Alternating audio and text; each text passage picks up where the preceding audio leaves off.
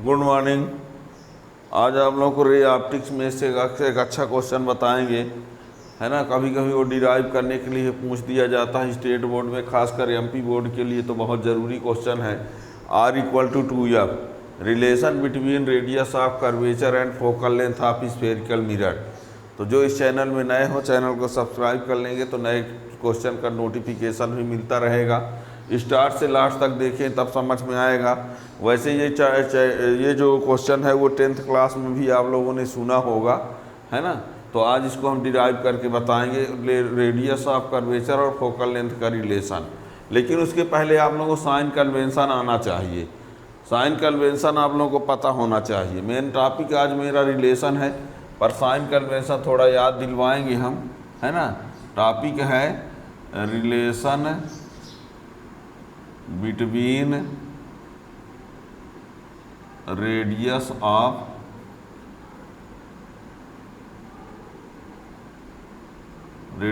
Curvature and focal length of spherical mirror. Relation between radius of curvature and focal length of spherical mirror. ऐसा भी बोल सकते हैं, prove that R = 2F, या कि फिर F = R/2। R क्या है? रेडियस ऑफ कर्वेचर है। F क्या है? फोकल लेंथ है। ठीक है। इसके लिए थोड़ा सा आप लोगों को बता दें, साइन कन्वेंशन आना चाहिए। साइन कन्वेंशन में ये बता दें कि जैसे ये कॉनकेव मिरर है ना, इसमें ये पी पोल है। इस साइड की कोई भी डिस्टेंस होगी उसको प्लस लेना है, इस साइड की कोई भी डिस्टेंस होगी माइनस लेना है। अपवर्ड में कोई लेंथ डिस्टेंस होगा तो प्लस लेना है, और डाउनवर्ड में क्या लेना है? माइनस। पूरे डिस्टेंस को मेजर करना होता है पोल से, बहुत ज़रूरी point. All distance are measured from pole of the mirror. किसी डिस्टेंस को मेजर करना है, जैसे मान लीजिए कोई ऑब्जेक्ट यहाँ पर है, तो यहाँ से यहाँ तक का डिस्टेंस मेजर करना है, तो यहाँ से इधर आना पड़ेगा, तभी तो वो माइनस में लिया जाएगा। अब मान लीजिए कोई यहाँ है, तो इसकी डिस्टेंस को यहाँ से मेजर करते हुए उधर जाना पड़ेगा, ठीक है ना।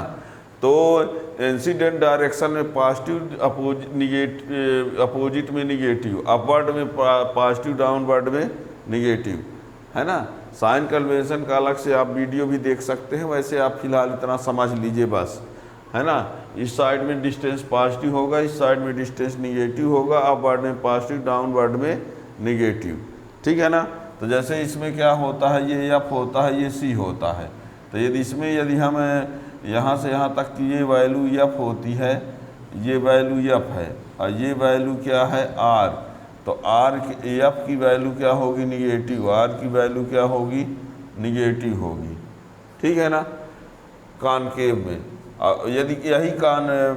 यदि कॉन्वेक्स की बात करें तो ये F और C, तो ये होगा F और ये होगा R। तो F पॉजिटिव होगा, R भी क्या होगा? पॉजिटिव, है ना, कॉन्वेक्स के लिए। तो ये सब आप जानते हैं, पीछे पढ़े भी होंगे, पीछे भी 8th क्लास में ही पढ़ाया जाता है ना। तो इनको आप लोगों को जानना है, और डिटेल में जानना है तो पीछे वीडियो देख सकते हो। तो relation between radius of curvature and focal length, इसको प्रूव करना है। इसको प्रूव करने के लिए हम पहले कौन सा ले लेते हैं? कॉनकेव मिरर में, दोनों में प्रूव हो सकता है। तो हम कौन सा प्रूव कर रहे हैं? कॉनकेव मिरर, ठीक है ना। देखिए यहाँ पर हम एक डायग्राम बना दें पहले। ये क्या है? कॉनकेव मिरर है। क्या है ये? Concave mirror. P इसमें पोल है, F क्या है? फोकस है, C सेंटर ऑफ कर्वेचर है। हम Mn को मिरर बोले देते हैं। Mn को क्या बोल देते हैं? मिरर। यहाँ Mn क्या? Mpn बोल दो, चाहे Mn। तो ये क्या है? Concave mirror. P क्या है? पोल है, एफ क्या है, फोकस है, सी क्या है, centre of curvature.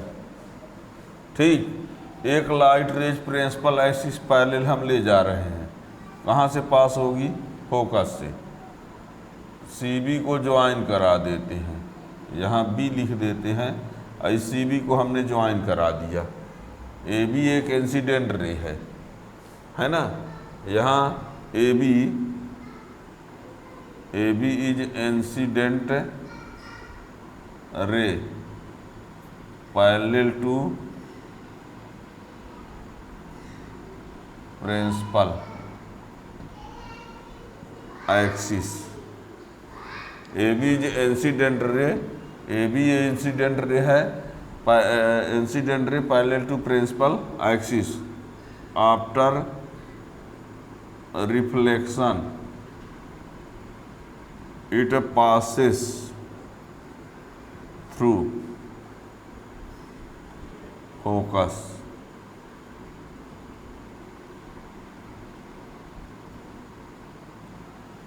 A B incident ray है, पैरेलल जा रही प्रिंसिपल एक्सिस के, रिफ्लेक्शन के बाद कहाँ से पास हो रही है, A B incident ray parallel to principal axis, after reflection it passes through focus, join CB, then CB act normal at point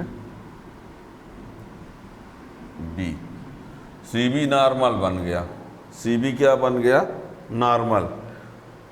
क्या किया हमने, फिर से सुनना, एम पी एन क्या बोला है, कॉनकेव मिरर है, पी पोल है, या फोकस है, सी सेंटर ऑफ कर्वेचर है, ठीक है ना। ए बी इंसिडेंट रे है, पैरेलल जा रही प्रिंसिपल एक्सिस के, तो रिफ्लेक्शन के बाद फोकस से पास हुई। सी बी को हमने ज्वाइन करा दिया, सी बी को ज्वाइन कराया, तो देखिए सी बी नॉर्मल हो गया, तो ये एंगल ऑफ इंसिडेंस होगा, ये एंगल ऑफ रिफ्लेक्शन होगा कि नहीं। जब ये सी बी नॉर्मल हो गया तो ये एंगल ऑफ इंसिडेंस, ये एंगल ऑफ रिफ्लेक्शन, तो angle A B C equal to angle C B F by law of reflection, by law of reflection, and angle A B C equal to angle B C F, alternate angle, alternate angle.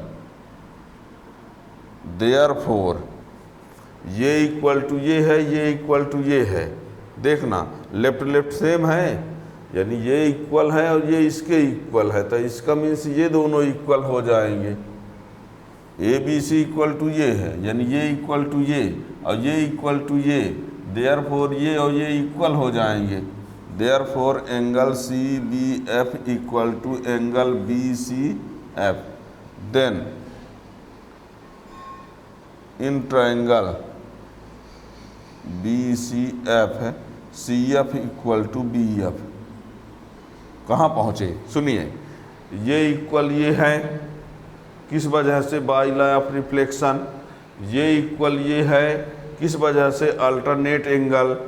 Therefore ये और ये equal हो जाएंगे, और जब ये equal हो जाएंगे तो ट्रायंगल बी सी एफ में जब किसी ट्रायंगल के दो एंगल इक्वल होते हैं, जब किसी ट्रायंगल के दो एंगल इक्वल होते हैं तो उनकी दो साइड भी इक्वल होती हैं। तो ये एंगल और ये एंगल इक्वल है, तो इस एंगल के सामने की साइड सी एफ और इस एंगल के सामने की साइड बी एफ इक्वल हो गए। क्या कहा हमने, यदि किसी ट्रायंगल के दो एंगल इक्वल हैं तो दो साइड भी इक्वल होती हैं, तो इसके सामने बी एफ है, इसके सामने सी एफ, ये इक्वल हो गए, ठीक है ना। C F equal to B F.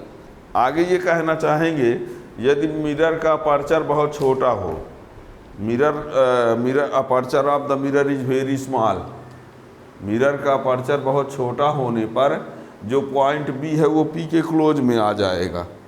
बात को समझना, अपर्चर मीन्स ये वाली लाइन ज्वाइन कराओ, ये अपर्चर बहुत छोटा होगा, और छोटा और छोटा और छोटा और छोटा और छोटा, तो जो पॉइंट पी है वो पी के बहुत क्लोज में आ जाएगा।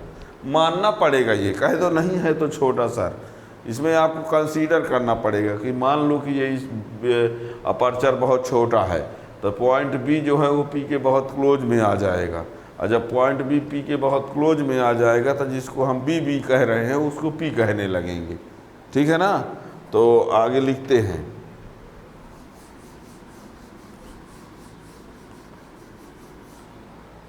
इफ है अपर्चर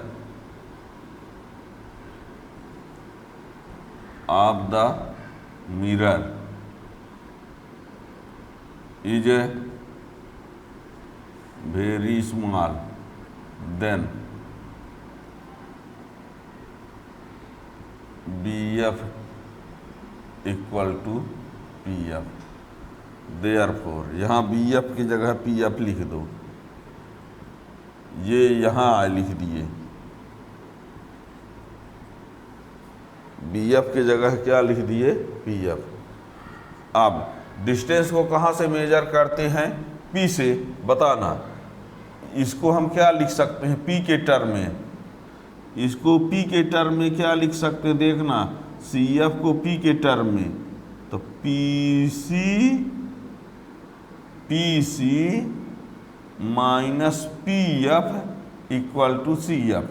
इस पूरे में इसको माइनस कर दो, पूरे में इसको माइनस, यानी PC में PF को माइनस करेंगे तो PF है ना आएगा, CF के जगह पर हमने PC माइनस PF लिख दिया, अब PF को उधर भेज दो तो ये 2PF हो जाए, और P से F तक की जो वैल्यू होती है वो माइनस F होती है, अब P से C तक की जो वैल्यू होती है माइनस R, तो ये minus R equal to minus 2F, ये इससे कैंसिल हो गया, तो क्या बचा, R इक्वल टू 2F, या कि फिर F इक्वल टू R/2।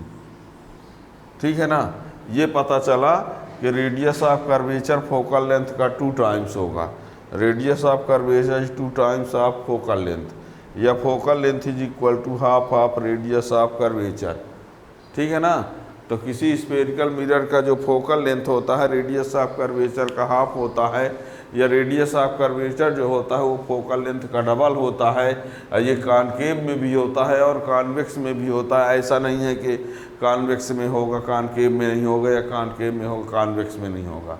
ठीक है ना, तो ये अब कॉन्वेक्स और कॉन्वेक्सिव में थोड़ा सा डिफरेंस है, उसको भी हम अलग से कहोगे तो भी बता देंगे, वैसे उसका डायग्राम से आप भर में डिफरेंस रहेगा बस।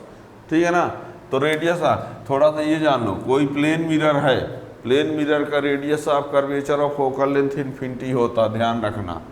यदि प्लेन मिरर है, क्या है, प्लेन मिरर, तो इसके लिए R कितना होता है, इन्फिनिटी होता है, F भी कितना होता है, इन्फिनिटी, जानते रहना।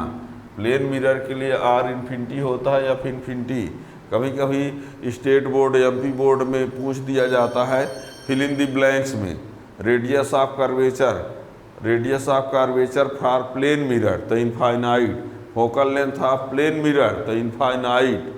ठीक है ना, अब इसमें साइन कन्वेंशन के आधार पर क्वेश्चन बना दिया जाता है, फोकल लेंथ ऑफ कॉनकेव में, focal length of concave mirror तो negative, radius of curvature in concave mirror तो negative, radius of curvature in convex में तो पॉजिटिव, निगेटिव, ध्यान रखना कौन निगेटिव कौन पॉजिटिव होता है, बहुत बातों को ध्यान रखना है।